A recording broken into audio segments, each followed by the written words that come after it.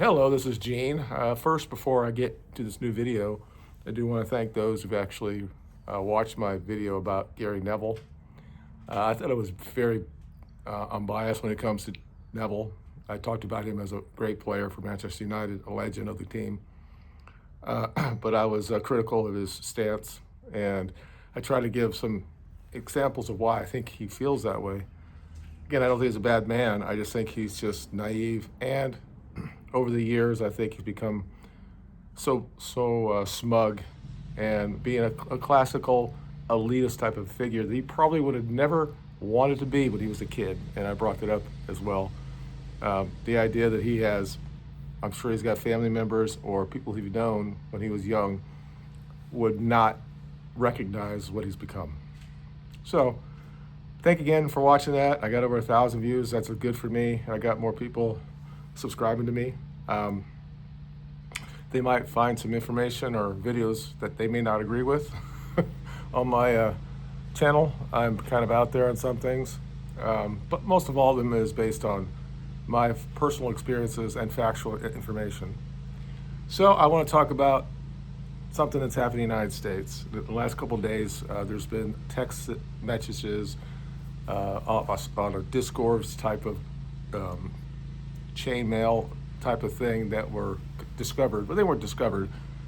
There was somebody that was involved in this group chat, and it looks like it's all basically drama stuff, that this guy was upset because he didn't get a position, and he basically nuke all these other people because of what they said in this group chat.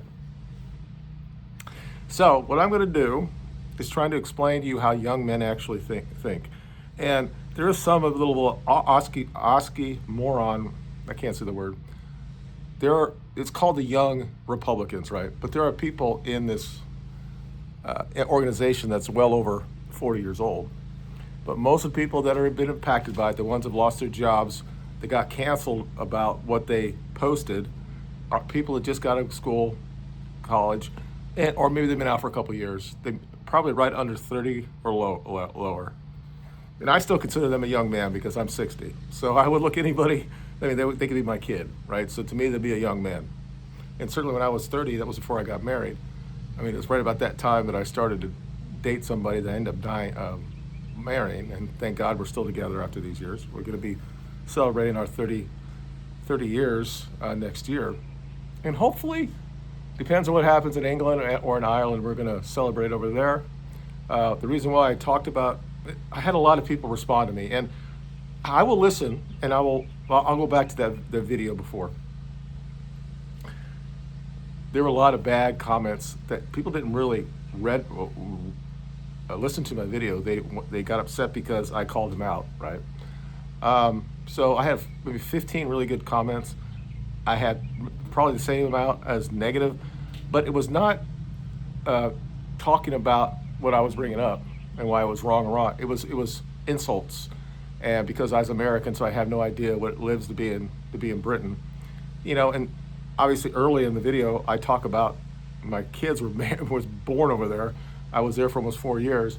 I would have stayed over there for the rest of my career, but my youngest son had a lot of issues, and unfortunately, at that time, his issue was nothing that they had seen in England, at least enough that they knew how to deal with it. Back then, we were told, I know I'm going on to more personal stuff, but when we went to, I think it was the 20th ultrasound, and they saw stuff, and they said, do you want it aborted? And we're like, that's just, no. So that was never going to happen. We were going to do whatever we were going to do with him. And then after he was born, he had the issues he had. But again, nobody really knew how to deal with him. So we came back to the United States, and we had people here that did the whole thing for him and mapped his genome and found out what was really wrong with him, and we started dealing with that. And now he's 27 now, 26, 27. Great kid. Has issues, mostly physical. He can't talk really. He uses sign language, but he's probably you talk about smart when it comes to math and pattern recognition. He can take any game, and in a day he's done with it. It doesn't matter what level it's at. He will do it in eight hours. No matter what the game is, he will dominate it. And he uses my, what's funny is he uses my account number. So I have all these trophies and stuff that I'm this great gamer online. And it's all him. The only thing that's online for me is when I play FIFA. And when we play FIFA, because I destroyed the computer, I get to what, not the top level, but the one below it that I do well on. I usually win a championship or something like that. But he plays me one-on-one and kills me. So it's crazy. He's so good with the controllers. I mean, he's just quick, you know. But anyway, let me get back to what we're talking about here. So those, if it's an insult to myself, I do delete them, because that's my house, right? That's my living room, and you're not going to sit there and insult me. I'm not going to leave it on my comments. But I'll definitely respond to anybody who has any actual criticism of what I have to say. If they want to tell me, no, what I say about Gary is wrong, he was pro-Brexit, and I told something wrong, then obviously I would have that conversation. And I definitely would have a conversation face-to-face for any of these people. You know, we have the internet now. I can have any conversation over the phone with somebody else, and we can just talk to each other. But anyway, so this video that we're talking about is these young Republicans, and I'm going to say for the most part they're under 30, right? Most of them are around 22, 23, 24. And I just want to try and explain how men are, especially young men.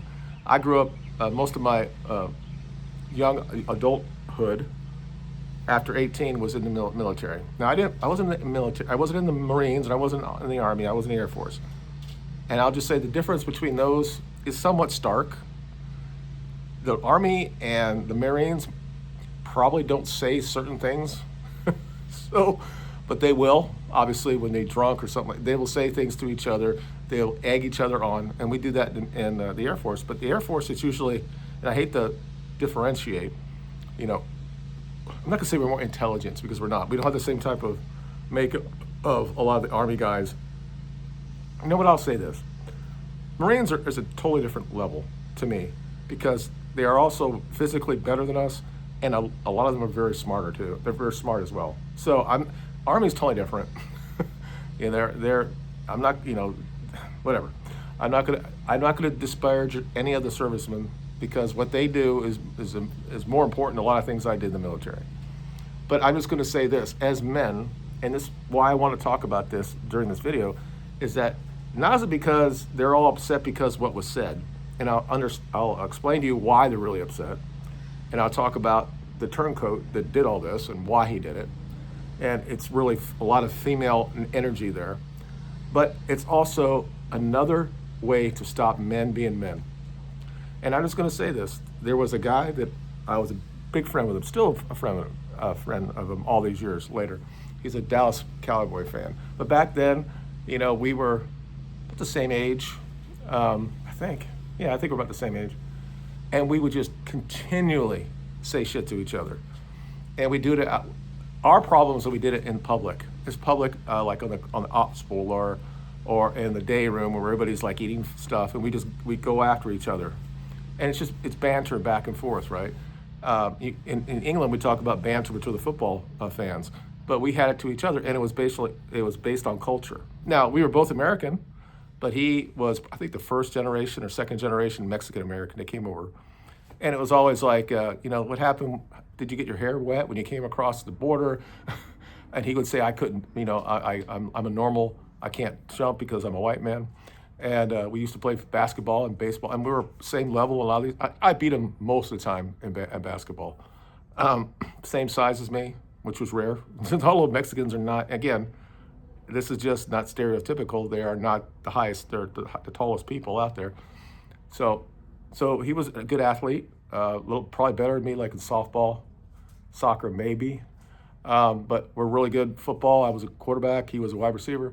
But anyway, but everything came back to that. There was always a cultural thing we had with each other.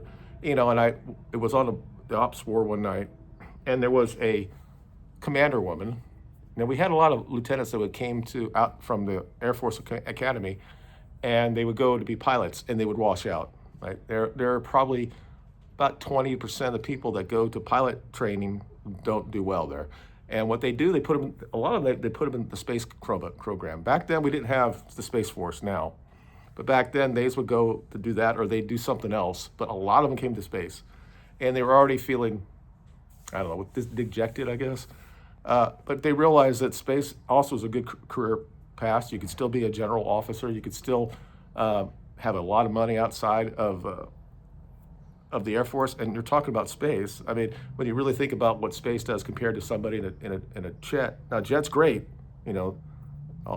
Top Gun, all that shit's all great, but space is probably where everything is, and everything we have, this phone that we have in front of us, is based from the space program. So we're just talking to each other, right? And we would talk about, because he liked Gallus, and I was a Dolphins fan, and back then Dolphins were really good, and obviously Dallas was good back then. But he came back. He was talking about I can't jump, and I said, "Well, how's it like that your family always had to just? I mean, where do you get your extra income? Is it just picking apples?" And he looked at me, and we're just laughing at each other. And then the next morning, now we worked a 12-hour shift, right? And there was a young lieutenant that was on the ops floor, and we all kind of knew that she was probably not, what's the word, hetero. We knew that she was probably a lesbian, but back then we didn't talk about it, right? You're not allowed to talk about it, and so we never came out and said that she's much diving or anything like that. We didn't do anything like that, right? There was still respect there. We didn't do anything. And all of a sudden, 5 o'clock in the morning, there's times that we don't have anything to do. We can't see the satellites anymore, whatever. And she left, and she went down the hill. Now, where the grade room is where the operation room was. Well, part of it was. And we had other radomes. But anyway, she went down, and I'm like, where's she going, right? She sat there and waited for the base commander to come in. He was a lieutenant colonel or a colonel? I think it was an 06. And she waited for him to come up. And the next thing we knew, that we're sitting outside of his office in the morning. And she's sitting there. And I'm like, what's going on? And you got to understand, the colonel played with us on the basketball team, on the baseball team, on the softball team. He was a very athletic dude. He was in his late 30s. I mean, could outrun all of us, long term, long range. Definitely, like a guy who could run a 10K under 5 minutes each mile. Just really good athletic player. Also, he's a quarterback as well. Until I had to. He wasn't doing what I asked him to do because I was also the coach. So I pulled him out and I went in and I won the game. But anyway, that's my highest ever thing when it comes to athletics. And he's looking at us and he's looking at both of us because he's been with us saying shit to each other when he's been there on the athletic field. So he's taking everything she has to says and he's like, and he looks at me and says, "Do you understand you can't do that? You can't be making stereotypical remarks. You guys are part of a unit, you're part of a team and all that stuff." And we looked at it, he said, "Yes, sir, we understand, sir." We didn't respond to him. You don't do that. You just let him say what he has to say because he had the ability to destroy both our careers. Because as an 06, he could give us an Article 15 and take a stripe and then we won't be able to re-enlist. So it would be over for all of us. So he excused, we all stood up, saluted, and he said, "I want to keep you two to stay." And he dismissed the lieutenant. And he waited till she left. I mean, he waited. He waited till she got in her car like she was going home. And she said, he looked at us and he said, "You can't do this. She has her own issues." And they looked at me and like, "Oh, yeah, we understand, sir." He said, "It's okay when we're out there playing, when we're not on the base and we're doing stuff, to a point." I said, "But you can't do this because she has a lot of power because of all this." Even back then, women understand that they had power in that scenario. And he was a man who had been in service for over 18 years, fairly quick person to get to 06. So he's like, it could destroy not just us, but him as well, if he didn't take it seriously. So we didn't. We stopped acting that way, and she didn't make it there much longer than that. She got assigned somewhere else after that. She wasn't a bad person. She didn't really do her job well. She wasn't a good leader. Not that you really needed it there, but you had one officer person that was in charge of this crew that we had.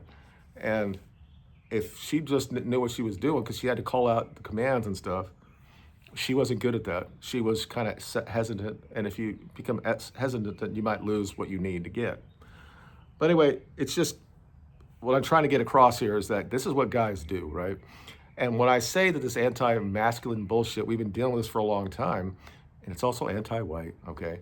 And the issue, as the person who actually released the text messages, he happened to be a Jew, and I said on Twitter, and I still believe this 100%. First of all, the biggest problem is he was a female, he had female energy.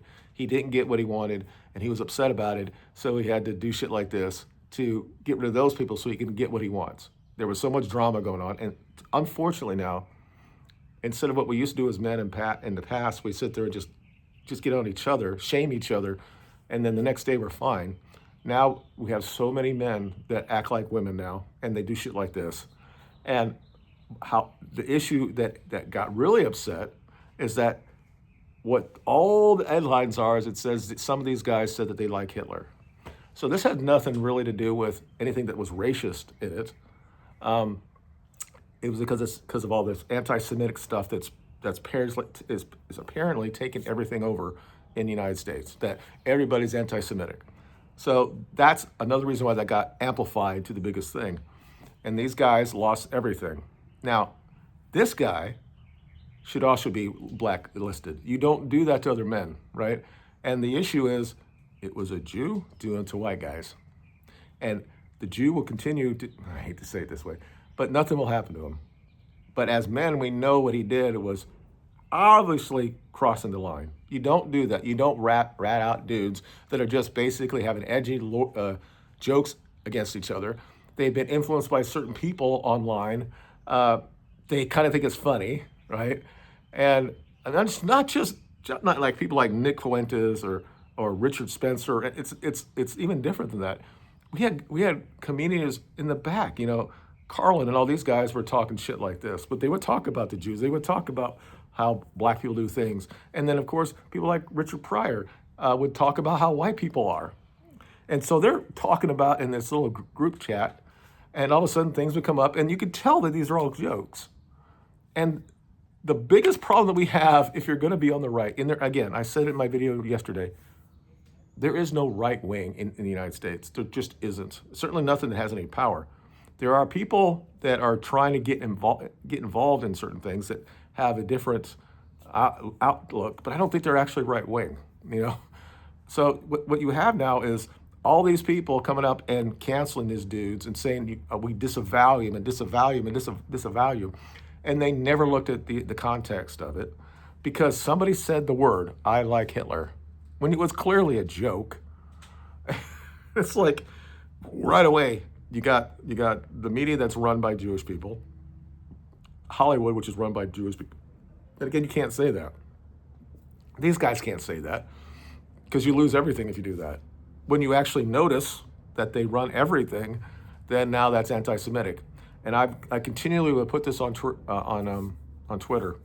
I'll say it's not anti-Semitic if it's true. Myron Gaines, who's he's a part of the Red Pill program. And I think what they do is good. I think this idea that marriage is bad, I think that's not good, right? I think as men we have to learn how to check women, and that we have to somewhat change the family court system, and then just say this is what our standards are going to be. If you want to be with me, this is what the standard is, right? And if we lead women away from the abyss that there are with the modern females, we can bring that back. I 100% believe that we can bring that back.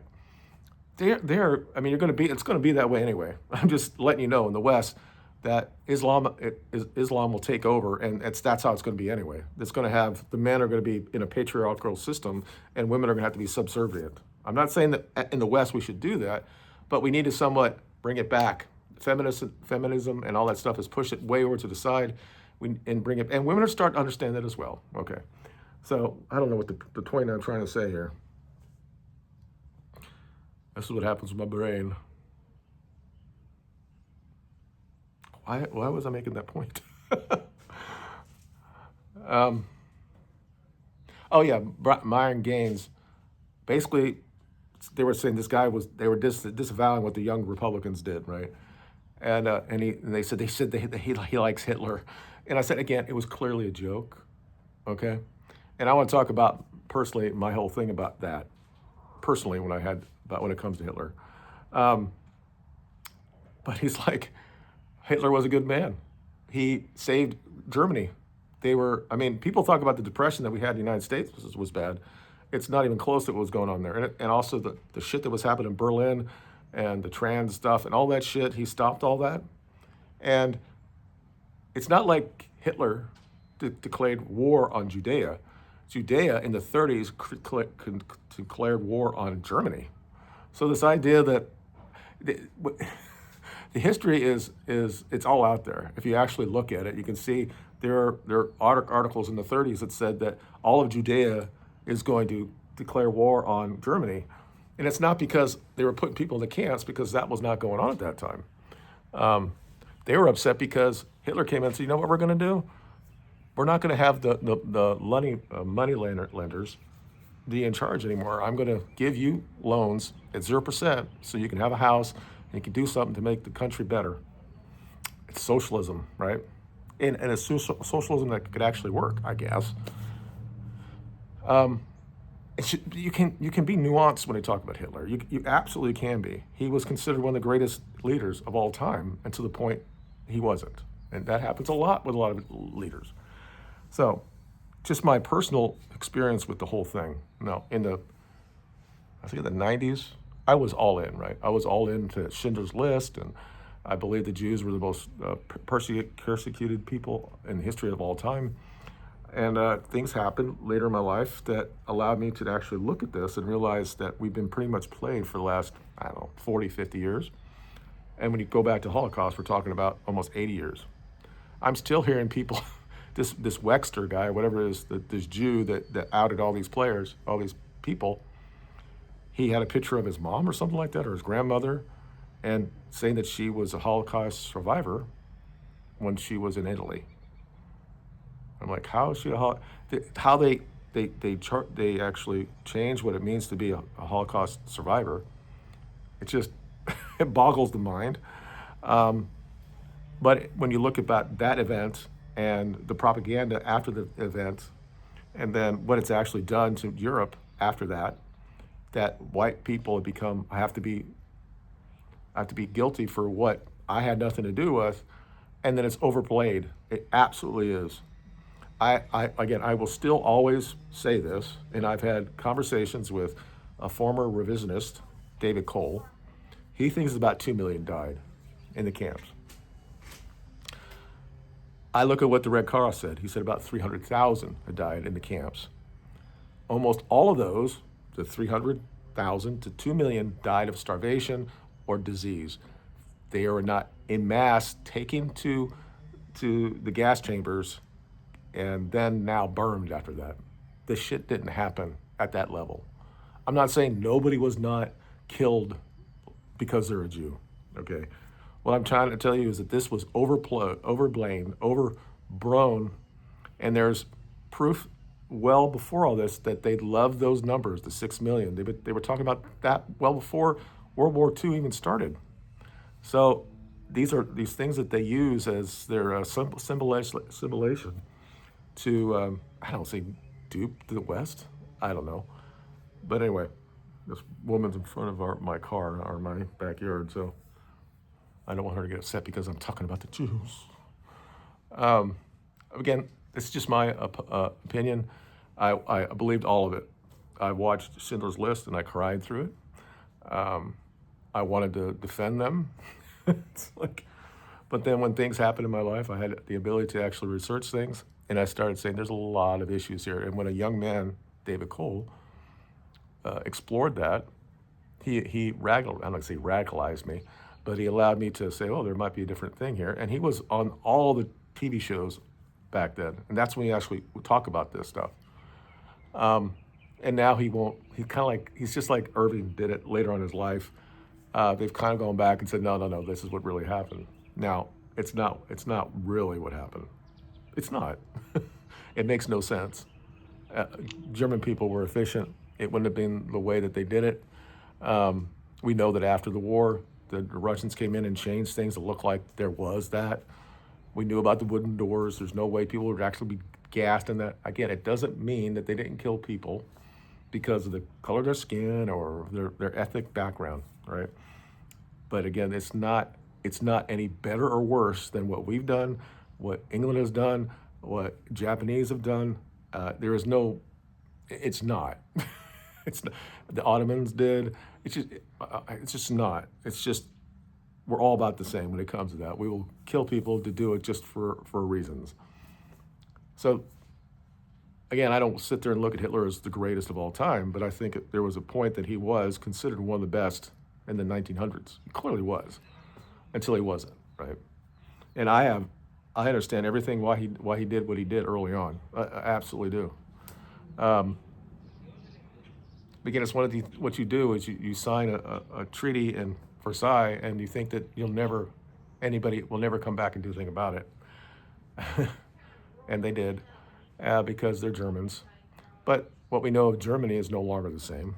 And so I'm going to stop right there and just say, all I can tell you at this is that I'm not going to say it's boys being boys, but I don't think there's any intent from these guys. I don't think that they did anything that was supposed to be actually anti-Semitic or or racist or anything like that at all. These are guys just talking to each other in what you could say, a safe place, and just joking to each other to just get a rise out of each other. This is what guys do. And it's one of those reasons that I say that this is another threat to masculinism, being masculine. When you can't allow men to do stuff like that, you'll see what we've actually seen. Guys in the 20s now don't look like guys when I was 20s. You go back then, you look at the guys that went to World War I, World War II, they looked like they were 35 when they were 18. And now, dudes look like they're little babies. They absolutely do. They look, and we lost so many quote unquote alpha men in those two wars, and then we're not reproducing and we're not actually seeing that anymore. And meanwhile, you have the influence that we have on a certain small nation state in the Middle East that has so much power in the United States. And then you have another group of people that have a lot of people, and all they want to do is say, we're going to wait, and we're going to breed you out of existence, and eventually we're going to take over everything, because what we're mandated to do is to take over the entire world and spread their own version of what they think God is.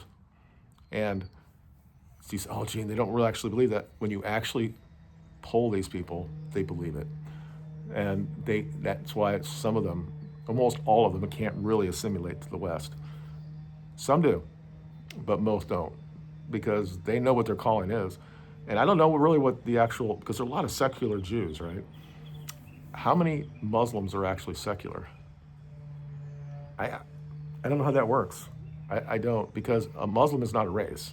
So if you say you're a Muslim, then I think that you have to be a religious Muslim. So I don't know. I'll just let it go there. Again, thank you for watching me talking about that. I don't think that this video will go get me 1,000 views, but if it does, fine. Clearly, if you have any conversations that you want to have about what I said, if you think I'm racist or anti-Semitic because I somewhat dispute the narrative and the story of the Holocaust, I can talk to you about that and tell you where I'm at for the research I've done. I've actually been to some of these prison camps. I was stationed in Germany as well. It's just, and that's my heritage. I'm German and French, and it's a little bit of Irish and English. We're all Germanic people, right? So I'm not going to defend everything that Hitler did, but I will also go back and take a real honest look at what was going on at the ground back then, that he saw his own people being persecuted in Poland, that he decided that he needed to do something about it. And once he did that, then England decides it's time for us to go to war. And again, we could talk about this. We could talk about that he tried to stop the war many times.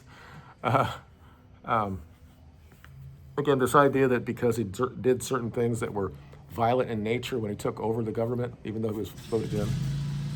I gotta stop this now. There's more than that, right? And everybody's kind of like that back then. When you look at the actual leaders back then, that's how they got the power.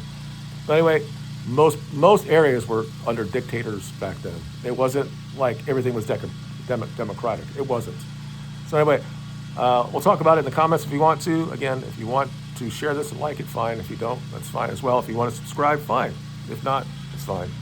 You guys have a good day, and thank you for watching. And Liverpool on Sunday. We gotta win.